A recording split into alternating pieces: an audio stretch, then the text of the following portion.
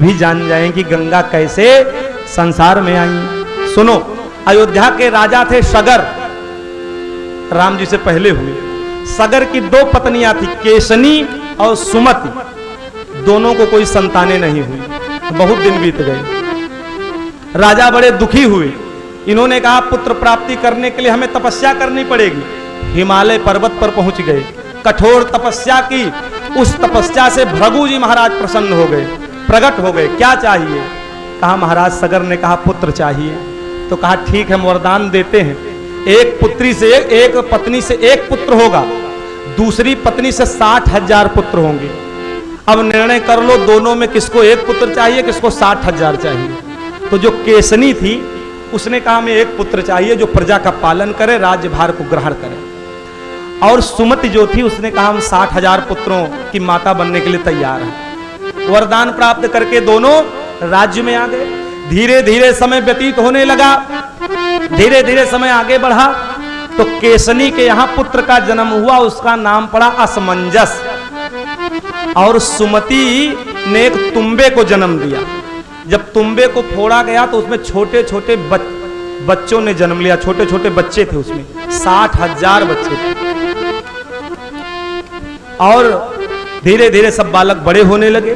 तो जो असमंजस था ये बड़ा दुराचारी निकल गया, दुराचार में रत रहने लगा। इसकी शादी विवाह भी हो गया, प्रजा को प्रताड़ित करने लगा। तो राजा सगर ने प्रजा के कल्याण के लिए अपने पुत्र का ही परित्याग कर दिया कि ये दुराचारी है, अयोध्या में रहने लायक नहीं है, फिर राज्य से निकाल दिया।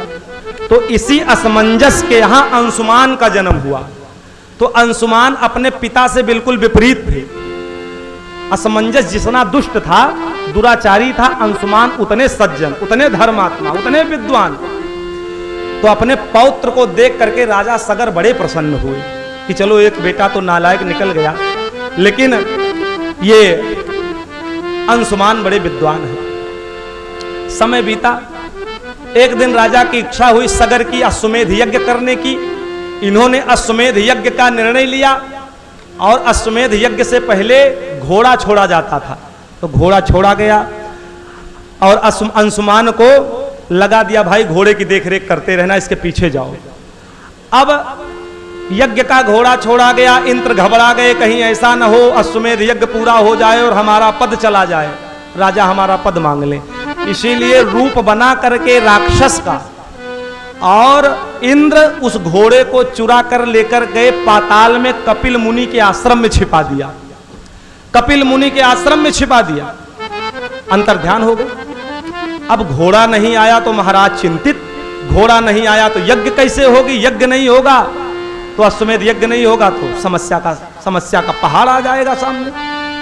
बहुत दिन हो गया, घोड़ा वापस नहीं आया। तब अंशुमान को भेजा, बेटा जाओ, क्षमा करिएगा सब। तब अपने 60,000 पुत्रों को भेजा कि जाओ खोज करो घोड़ा कहाँ है। वो 60,000 पुत्र पूरी पृथ्वी को छान मारे, लेकिन कहीं घोड़ा नहीं मिला। फिर पृथ्वी को खोद डाला, पाताल में गए, कपिल मुनि के आश्रम में, वही कपिल मुनि का आश्रम था, उस आश्रम में के पास में घोड़ा बंधा था, हरी हरी घास चर रहा था। वो पुत्रों ने देखा 60,000 तो बड़े क्रोधित हुए। वो अल्पज्ञ पुत्र कपिल मुनि को गाली देने लगे कि घोड़े को ला करके चोरी करके यहां बांध रखा है। खूब गालियां देने लगे।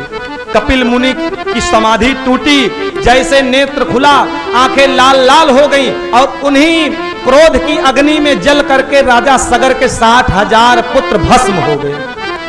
60,000 पुत्र राख बन गए। वही ये बात राजा सगर को भी बहुत दिन तक नहीं पता चली। जब 60,000 पुत्र वापस नहीं आए तो अंशुमान को भेजा, बेटा जाओ देखो तुम्हारे चाचा लोग कहाँ हैं। अंशुमान गए तो जो चाचा ने जमीन खोदी थी पाताल में, जिस रास्ते से गए थे, तो उसी रास्ते से अंशुमान पाताल पहुंचे। तो वहां पर कपिल मुनि का आश्रम और उन्हीं के आश्रम के पास में घोड़ा बंधा हुआ था, घासें चर रहा था। जैसे देखा तो और तमाम राख के ढेर, हड्डियों के ढेर, तो समझ गए कि कुछ गड़बड़ है मामला। तो गरुड़ जी महाराज वहीं थे। तो गरुड़ जी महाराज से पूछा कि ये राख किसकी है और ये घोड़ा यहाँ कैसे आया। तब गरुड़ जी ने सब बताया कि ये राख किसी और की नहीं, तुम्हारे चाचा की ही राख है। सगर तुम्हारे चाचा की ही 60,000 चाचाओं की राख है और इंद्र घोड़ा चुरा करके ला करके यहां छुपा दिया है। तो अंशुमान ने सोचा कि अपने चाचा की लाओ मुक्ति कर दें, किसी सरोवर वरोवर में ये राख जो है डाल दें, जिससे उद्धार हो जाएगा। ढूंढने लगे लेकिन कोई सरोवर नहीं मिला, कोई स्थान, कोई नदी नहीं मिली उस जगह पर। तब गरुड़ ने कहा अब ऐसे काम बनने वाला नहीं है, अब इसके लिए गंगा को लाना पड़ेगा। बिना गंगा के आए तुम्हारे चाचा की मुक्ति नहीं हो सकती। क्यों?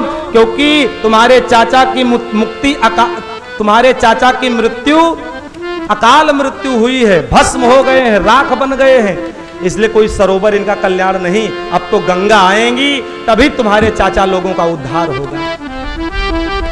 अंशुमान बड़े दुखी हुए, घोड़े को लेकर के गए, अपने दादा सगर से कहा दादाजी वो तो सब भस्म हो गए कपिल मुनि की क्रोधाग्नि में, अब गंगा को लाना पड़ेगा तभी चाचाओं की मुक्ति होगी। तो राजा सगर भी बड़े चिंतित हुए, बुढ़े हो चले थे, वृद्धा अवस्था थी, सोचे भाई गंगा को कैसे लावें, लेकिन उससे पहले ही राज्यपाठ अंशुमान को दे करके मर गए। तो अंशुमान ने सोचा अब हम गंगा को लेकर के आएंगे। अंशुमान ने विवाह किया तो उनके पुत्र हुए राजा दिलीप। तो राजा दिलीप जब योग्य हो गए तो विवाह आदि करके उनको राजपाठ दे करके अंशुमान ने कहा अब हम तपस्या करने के लिए जा रहे हैं हिमालय। हिमालय पर आ गए और आ करके घनघोर तपस्या की, लेकिन फिर भी गंगा को लेकर के नहीं आ पाए, उनकी भी मृत्यु हो गई। राजा दिलीप ने सोचा हमारे पिताजी गंगा को नहीं ला पाए तो हम उनके बालक हैं, हम भी उन्हीं के पीछे प्रयास करेंगे। तो राजा दिलीप के पुत्र थे भगीरथ, तो भगीरथ को राजपाठ देकर के दिलीप भी तपस्या करने के लिए हिमालय चले गए, तपस्या की। लेकिन बंधुओं दिलीप भी गंगा को लाने में असमर्थ थे, उनकी तपस्या भी कम पड़ गई, गंगा नहीं आई। अब भगीरथ की कोई संतान थी नहीं, उन्होंने अपने राज्यपाठ को मंत्रियों को दे दिया और कहा हमारे पिताजी ने गंगा को लाने का परिश्रम किया है, इसलिए मैं भी यही तपस्या करूंगा।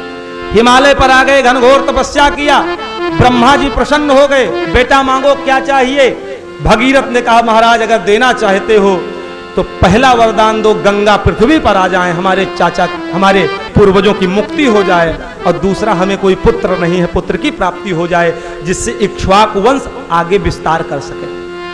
तो ब्रह्मा जी ने कहा जाओ तथास्तु, लेकिन बेटा अगर गंगा पृथ्वी पर आएंगी तो गंगा की धारा को पृथ्वी सहन नहीं कर पाएगी, रसातल में चली जाएगी, इतनी तीव्र धारा है। इसलिए शंकर जी की आराधना करो, शंकर जी अपने जटा में गंगा को धारण करें, तब फिर पृथ्वी पर आवे, तब उद्धार होगा। ब्रह्मा जी अंतर्ध्यान हो गए। भगीरथ ने 1 वर्ष तक एक पैर के एक अंगूठे पर खड़े होकर के तपस्या की, केवल श्वास लेकर के। शंकर जी प्रसन्न हो गए, मांगो बेटा क्या चाहिए। तब भगीरथ ने कहा महाराज गंगा को किसी प्रकार से अपने चरणों में, अपने जटा में स्थान दीजिए और वो पृथ्वी पर आवे, जिससे हमारे चाचाओं की मुक्ति हो। शंकर जी ने कहा ठीक है। गंगा पृथ्वी पर आना चाह नहीं रही थी, उनकी इच्छा थी नहीं हम पृथ्वी पर जावें, गंगा स्वर्ग में थी, लेकिन अब वरदान प्राप्त कर लिया था भगीरथ ने, इसलिए गंगा को आना था। तो गंगा क्रोध में आ गई कि अब इच्छा तो थी नहीं, लेकिन वरदान के वशीभूत होकर के आ रही थी। सोचा अभी शंकर जी की जटा में जाएंगे, इतने बेग से जाएंगे कि शंकर जी को भी ले जाकर के पाताल में पहुंचा देंगे। तो शंकर जी ने कहा आओ, हम तो पहले से ही बैठे, जटा खोल। जटा खोली तो गंगा उसी जटा में आई, उलझ गई हो। शंकर जी ने उसी जटा में बांध लिया गंगा को, अब बांध करके जटा बना दी, अब गंगा उसी में रह गई। फिर 1 वर्ष बीत गया, गंगा पृथ्वी पर आई ही नहीं। भगीरथ फिर परेशान, फिर तपस्या के शंकर जी का, शंकर जी प्रसन्न हुए, कहा मांगो बेटा। भगीरथ ने कहा महाराज गंगा जी अभी पृथ्वी पर आई नहीं है, इसलिए कुछ उपाय करो। तब शंकर जी ने अपनी जटा खोली, 7 धारा निकली गंगा की। 3 धाराएं हलादनी, पावनी, नलनी पूर्व दिशा की ओर बही, और 3 धाराएं सुचक्षु, सीता और सिंधु पश्चिम दिशा की ओर बही। और जो मुख्य धारा थी वो राजा भगीरथ रथ पे बैठे, और राजा भगीरथ आगे आगे और गंगा पीछे पीछे।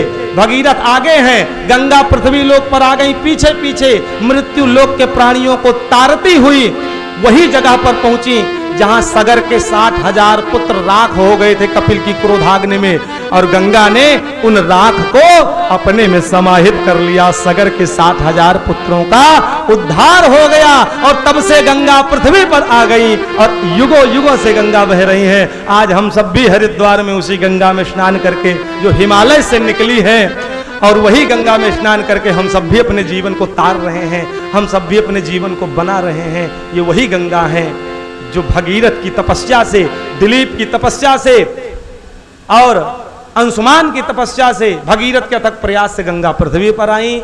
विश्वामित्र जी महाराज राम को इसी गंगा के अवतार की कथा को श्रवण कराते हैं, और कथा को श्रवण कराने के बाद में सबने गंगा में स्नान किया, दान पुण्य किया, और उसके बाद में वहां से जनकपुर की